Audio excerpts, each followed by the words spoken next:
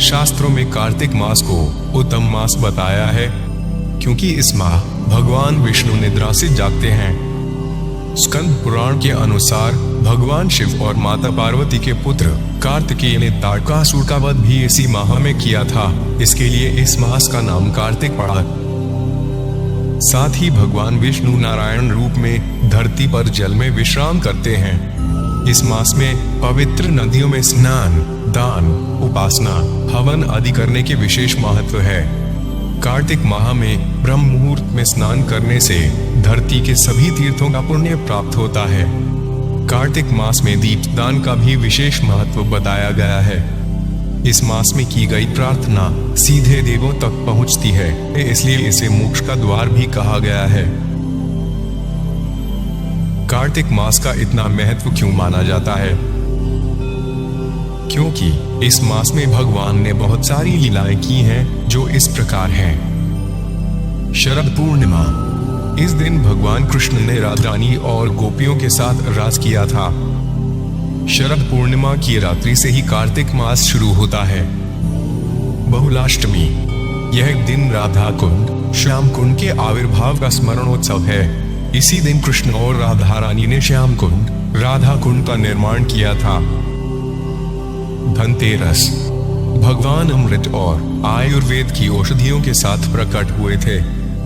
नरकासुरदशी, इस दिन भगवान कृष्ण ने नरकासुर का वध किया था।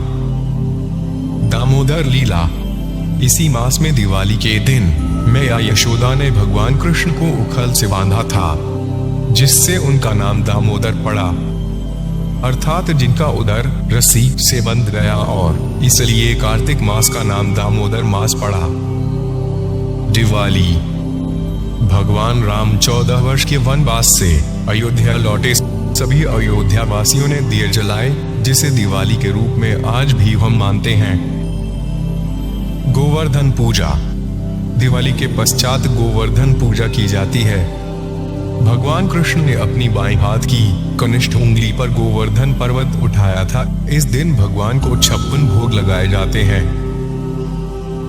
गोपाष्टमी, जिस प्रकार एक माँ अपनी संतान को हर सुख देना चाहती है, उसी प्रकार गौ माता भी सेवा करने वाले जातकों को अपने कोमल हृदय में स्थान देती हैं और उनकी हर मनोकामना पूरी करती हैं। ऐसी मान्यता है कि गोपाष्टमी के दिन गौ सेवा करने वाले व्यक्ति के जीवन में कभी कोई संकट नहीं आता। ऐसी मान्यता है कि इस दिन से ही भगवान कृष्ण ने गाय चराना शुरू किया। देवउठनी एकादशी, इस दिन 4 महीनों बाद शयन करके भगवान उठते हैं, इसलिए इस एकादशी को देवउठनी एकादशी कहते हैं। तुलसी विवाह, भगवान कृष्ण और तुलसी महारानी का विवाह होता है। कार्तिक मास में भगवान कृष्ण के आगे संध्या समय दिया अर्पण करने का विशेष महत्व है। इस विषय में पद्म पुराण में कहा गया है, कार्तिक मास में मात्र एक दीपक अर्पित करने से भगवान कृष्ण प्रसन्न होते हैं। भगवान कृष्ण ऐसे व्यक्ति का भी गुणगान करते हैं जो दीपक जलाकर अन्यों को अर्पित करने के लिए देते हैं। स्कंद पुराण के अनुसार मासाना कार्तिकेय श्रेष्ठो देवानां मधुसूदनाय तीर्थ नारायणाख्यान ही तृतीयन दुर्लभं कलौ, अर्थात भगवान विष्णु एवं विष्णु तीर्थ के सदृश ही कार्तिक मास को श्रेष्ठ और दुर्लभ कहा गया है।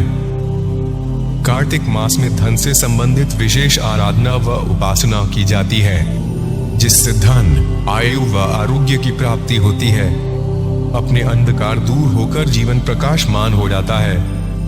भगवान नारायण, विष्णु एवं लक्ष्मी जी को दीपक लगाने से अमृत फल प्राप्त होते हैं।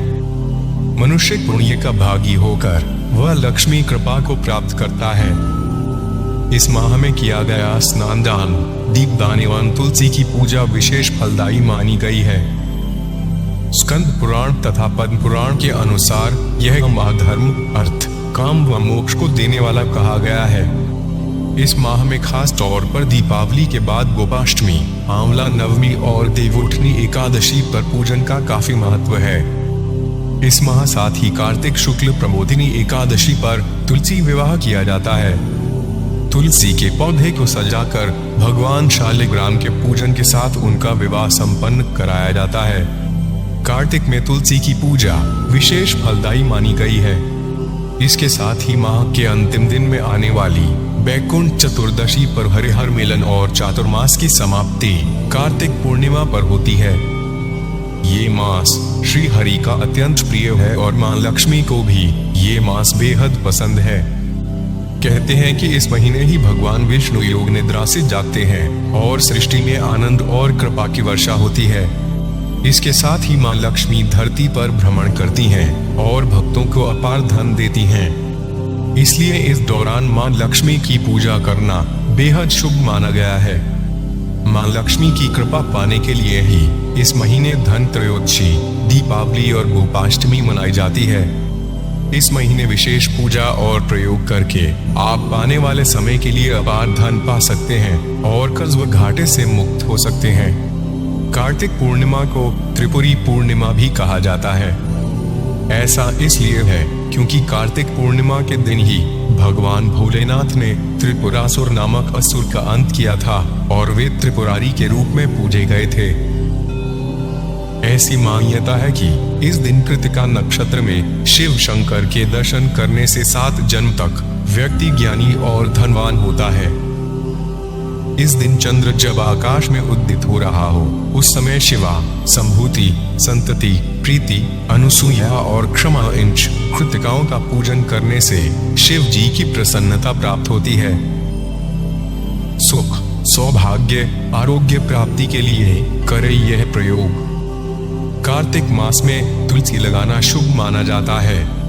तुलसी का पौधा औषधियों गुणों से भरपूर होने के साथ साथ वास्तु की दृष्टि से भी बहुत लाभदायक है। इसे घर में लगाने से नकारात्मकता अपने आप ही खत्म हो जाती है। वैसे भी कार्तिक का महीना शुरू हो चुका है और कार्तिक के महीने में घर में तुलसी का पौधा लगाना बहुत ही शुभ माना जाता है। इससे घर में सुख सौभाग्य बढ़ता है और मन को खुशी मिलती है।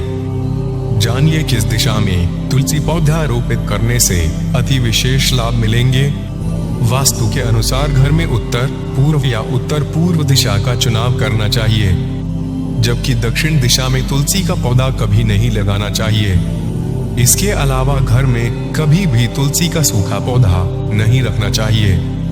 इसे हटाकर किसी कुएं में या किसी पवित्र स्थान पर चढ़ा देना चाहिए और नया पौधा लगाना चाहिए।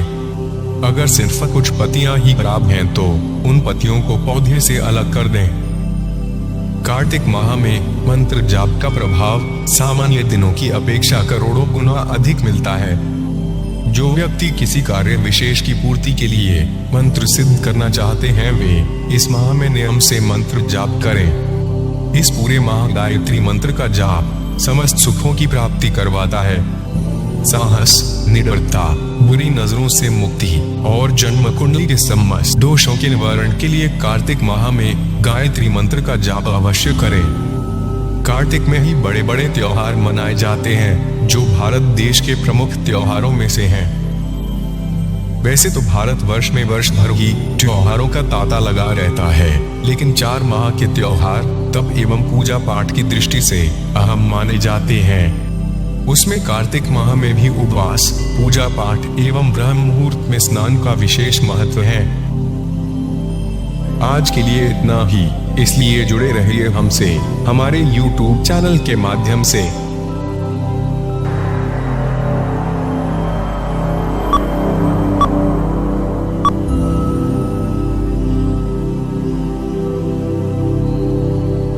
जय राम जी की।